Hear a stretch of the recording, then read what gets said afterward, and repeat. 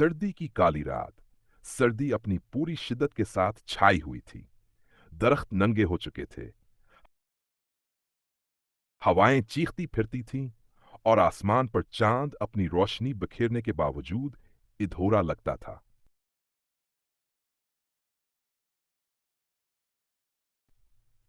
गांव से बाहर एक पुराना वीरान मकान था, जिसे सब पैर वाला कमरा कहते थे। बचपन से सुना था कि वहां रात को कोई नहीं जाता, मगर उस रात बादलों से छुनकर आती चांदनी में एक लड़की इस तरफ चल पड़ी। इसका नाम जैनब था। जैनब नई नई शादी के बाद अपने शौहर के गांव आई थी।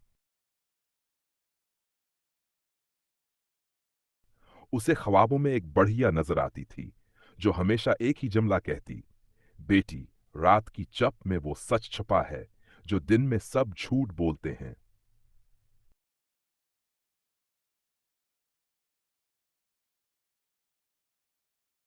उस रात जीनब नींद से हड़बड़ाकर जाग उठी। शौहर बेखबर सो रहा था। ना जाने क्यों उसके कदम खुद ब खुद उस वीरान कमरे की तरफ बढ़ने लगे। हर कदम पर सर्दी का एक नया झोंका उसके जिस्म को चीरता गया, मगर दिल में एक अजीब हमत थी। जब वो दरवाजे के करीब पहुंची तो कमरे की खिड़की खुद ब खुद खिल गई। अंदर अंधेरा था, मगर कुछ था, कुछ बहुत पुराना, बहुत खामोश, मगर बहुत जिंदा। हस्सात सैनब ने हमत करके दरवाजा खोला।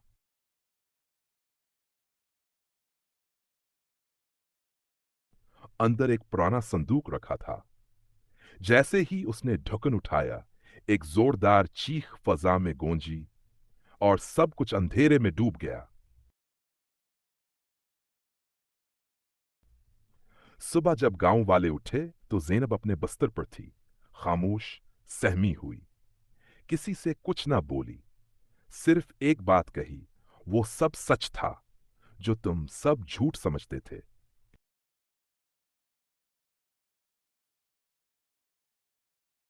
इसके बाद वो कभी रात को नहीं बोली, और तब से गांव में एक नई कहानी मशहूर हो गई।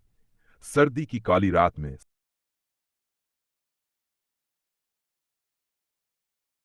सच जागता है और झूठ सोने नहीं देता। ज़ैनब को इस वाक़े के बाद कई दिन हो गए थे, मगर उसने दोबारा किसी से एक लफ्ज़ भी नहीं कहा।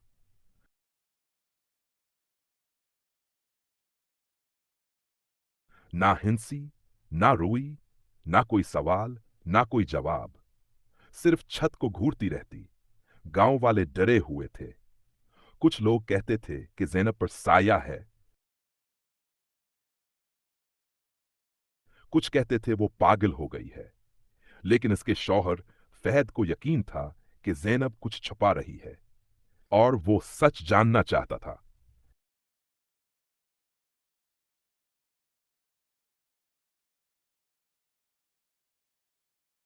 4 एक रात, जब सब सो चुके थे, फहद चपके से उठा और उसी वीरान कमरे की तरफ चल दिया। पैर वाला कमरा। इस बार वो डरा नहीं। इसके हाथ में मशाल थी और दिल में सिर्फ एक सवाल, ज़ैनब ने वहां क्या देखा था।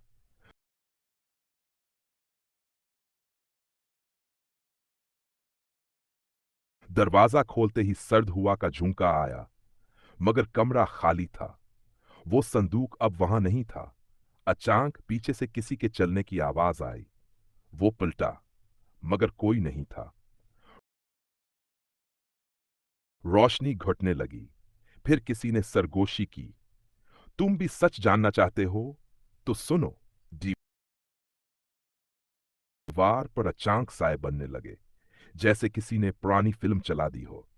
फहद ने देखा, एक जवान लड़की, ज़ैनब जैसी शक्ल, एक बूढ़ी औरत, और वही संदूक।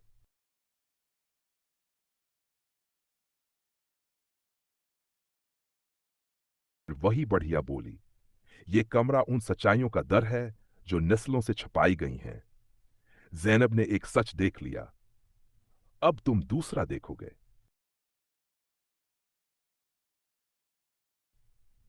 फहद चीख उठा, आंखें बंद हो गईं, और जब खोलें वो अपने कमरे में था, ज़ैनब के साथ। मगर ज़ैनब अब मुस्कुरा रही थी और बोली, अब तुम भी जान चुके हो, वो सच जिसे हम दिन में छुपाते हैं, वो सर्द रातों में जागते हैं।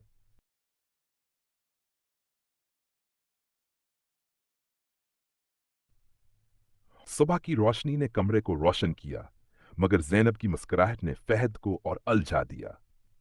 अब वो पहले जैसी ज़ैनब नहीं रही थी। उसकी आंखों में सुकून था, जैसे किसी ने अंदर का बोझ हटा दिया हो। मगर फहद जानता था, कहानी अभी बाकी है।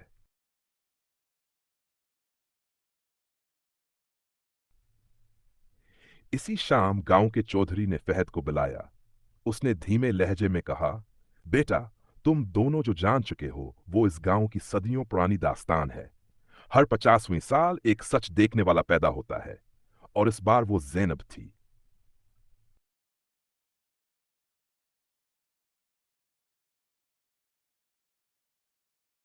मैं हैरान रह गया।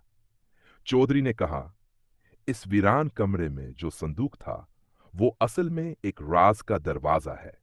जो उसे खोले, इस पर लाजिम हो जाता है कि वो किसी एक को कुर्बान करे, ताकि गांव के बाकी लोग बच सकें।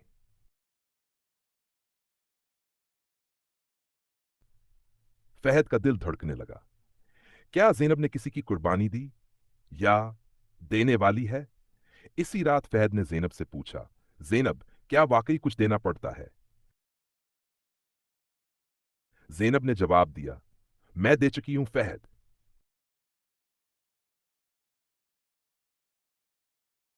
क्या? किसको? फहद घबरा गया। ज़ैनब ने आंखें बंद की और कहा, अपना माजी, अपनी पहचान।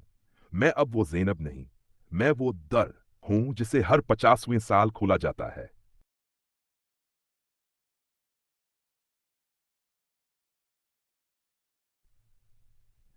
अगली सुबह जब लोग फहद के घर पहुंचे तो दरवाजा खुला था, लेकिन अंदर कोई नहीं था।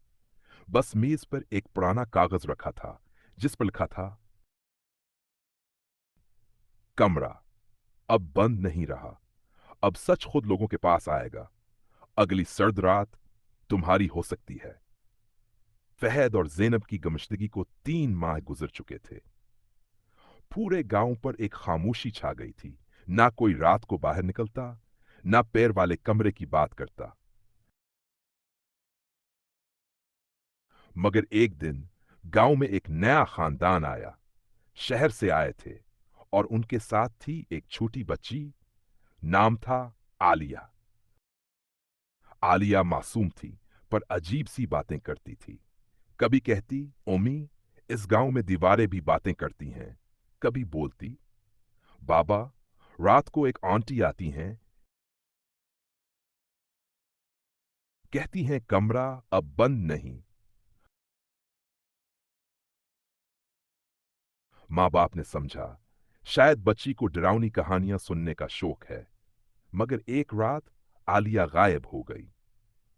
पूरे गांव में तलाश हुई, मगर आखिरकार वो उसी वीरान कमरे में मिली, मुस्कुराती हुई, और हाथ में एक छोटा सा पत्र था, जिस पर खून से लिखा था, अब हर घर में एक दरवाजा है। हर शख्स को सच देखना पड़ेगा, क्योंकि झूठ अब काफी नहीं।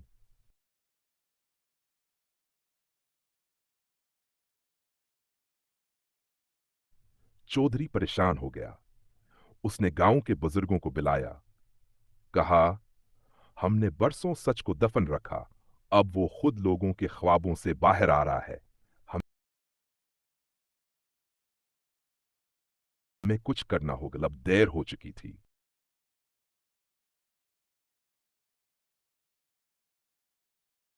आलिया अब वो आलिया नहीं थी। इसकी आंखों में वही चमक थी जो ज़ैनब की आंखों में आखिरी बार थी। वो बोली, मैं डर नहीं हूं, मैं फैसला हूं।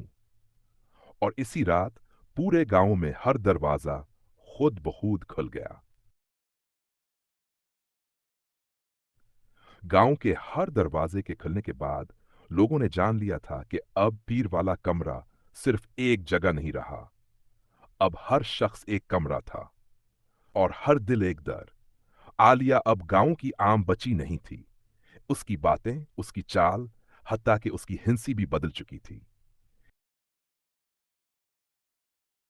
एक रात गांव की मस्जिद में अजान के वक्त लोगों ने देखा कि मीनार की दीवार पर जैनब की परछाई बनी हुई है, हाथ में वही पत्थर, और पीछे लिखा था, ओपन क्वोट,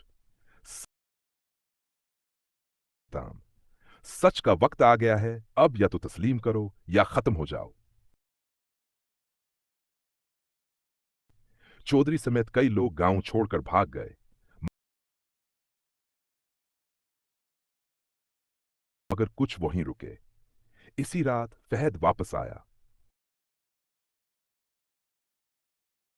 वो जिंदा था, मगर उसका चेहरा बदला हुआ था, जैसे बरसों का दर्द, बरसों की खामोशी और किसी और दुनिया की थकन उस पर छाई हो। इसने कहा, मैं तुम्हें वो दिखाने आया हूं जो तुमने हमेशा छुपाया। जैनब मर चुकी है, लेकिन वो सच बन चुकी है, और सच कभी नहीं मरता। इसी लम्हे आलिया आगे बढ़ी। इसने अपना हाथ फहद की तरफ बढ़ाया, और जैसे ही उनके हाथ मिले, पूरा गांव अंधेरे में डूब गया। चंद लम्हे बाद रोशनी आई तो सब लोग बेहोश थे, और जब होश में आए तो